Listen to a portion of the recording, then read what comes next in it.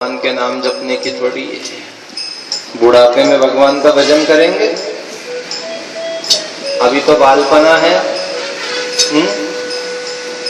अभी तो जवानी है, अभी तो कमाने के दिन है, खाने के दिन है। जब बूढ़े हो जाएंगे, जब भजन करेंगे, तो जब शरीर चलते नहीं बनेगा, जब ये मंदिर जाएंगे, जब शरीर में ताकत नहीं रहेगी, पांव में चलने की ताकत नहीं रहेगी, जब तीरथ की बात करेंगे, जब जीवान लड़खड़ाएगी, बोलते नहीं बनेगा, जब ये राम राम बोलेंगे, जब हाथ नहीं उठेंगे, जब ये ताली बजाने की बात करेंगे। गुरुजी क्या जरूरत है अभी भजन करने की? चौथापन होता है भजन का। बाल्यावस्था कोई भजन की होती है? तो बाल्यावस्था भजन की नहीं होती। तो कल आपने ध्रुव की कथा सुनी, प्रहलाद की कथा सुनी। इनकी बाल्यावस्था में 6-6 साल के बच्चों ने परमात्मा को प्राप्त कर लिया। हमारी उम्र चली जा रही है।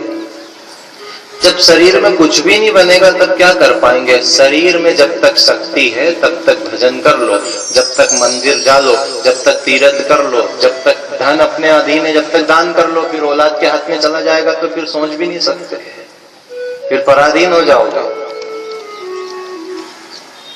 है ना? तो ही जीवन जीने का ढंग आएगा। बुढ़ापे में कोई आदमी जीवन जीने का ढंग सीखे तो बची कितनी। इसलिए अभी से ढंग सीखो। हम कह रहे हैं कि ढंग का जीवन जियो, ढोंग का जीवन मत जियो। लोग ढोंग का जीवन जीते हैं, प्रदर्शन का जीवन जीते हैं।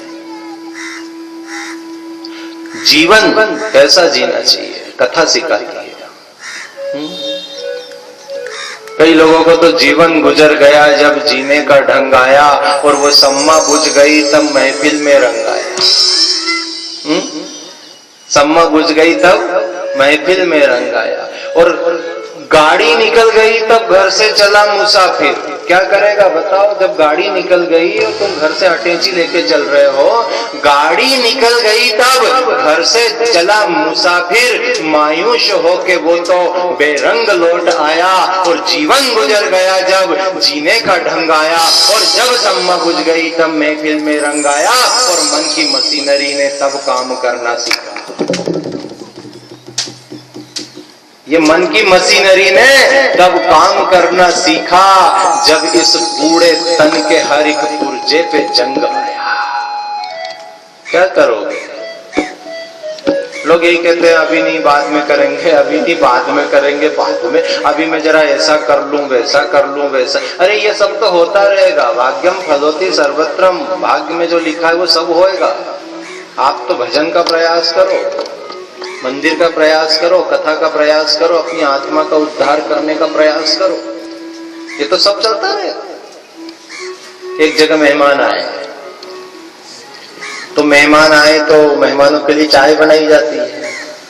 चाय बनाई तो चाय जरा गोरी थी। चाय 2 प्रकार की होती है, गोरी भी होती है और होती है काली भी होती है। अब 2 स्थिति में गोरी काली होती है। जरा मेहमान ढंग ढंग के हो, ब्याई समधी हो तो चाय गोरी रहती है, और ऐसे ही के हो बेचारे लोकल में तो चाय थोड़ी सांवली होती है, माने दूध डालने में कंजूसी कर लेते हैं। तो मेहमान आए तो चाय जरा गोरी थी। गोरी थी तो मेहमान ने उनसे पूछा कि क्यों, घर में दूध है? बोले हाँ है। तो गाय है कि भैंस है? बोले गाय भी है भैंस भी है। तो बोले कितनी गाय है और कितनी भैंस है? तो बोले साहब इतनी गाय है और इतनी भैंस है। तो कितना दूध देती है? चाय हाथ में रखी है, प्रश्नों की झड़ी लगा दी।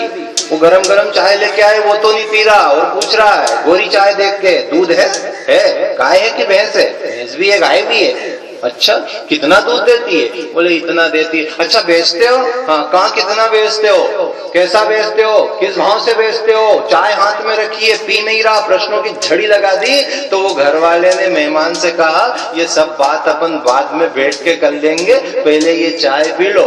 ये अगर ठंडी हो गई और इसमें कभी मक्खी और मच्छर गिर गया तो दूसरी बनाना पड़ेगी। है ना, इसको पहले पी लो, फिर अपन बाद में सब बात करते रहेंगे। जैसे ही परमात्मा ने मनुष्य जीवन दिया तो सबसे पहले भजन कर लो, ये कर लूंगा, इसका मतलब क्या, उसका मतलब क्या, उसका मतलब क्या, उसका मतलब, ये जानने में जरूरत नहीं है और अपने को इसमें लगना भी नहीं है। ये सब तो अपने आप होता रहेगा ना, सब भाग्य के अनुसार चलता रहेगा। पहले तो परमात्मा ने दिया तो मनुष्य जीवन अगर आपको दिया है तो भजन कर लो। नहीं तो वो घर मालिक ने कह दिए कि चाय तो दूसरी बन सकती है, कभी मक्खी गिर गई और मच्छर गिर गया, ठंडी हो गई, पर परमात्मा ने कह दिया कि मनुष्य जीवन दोबारा नहीं मिलेगा।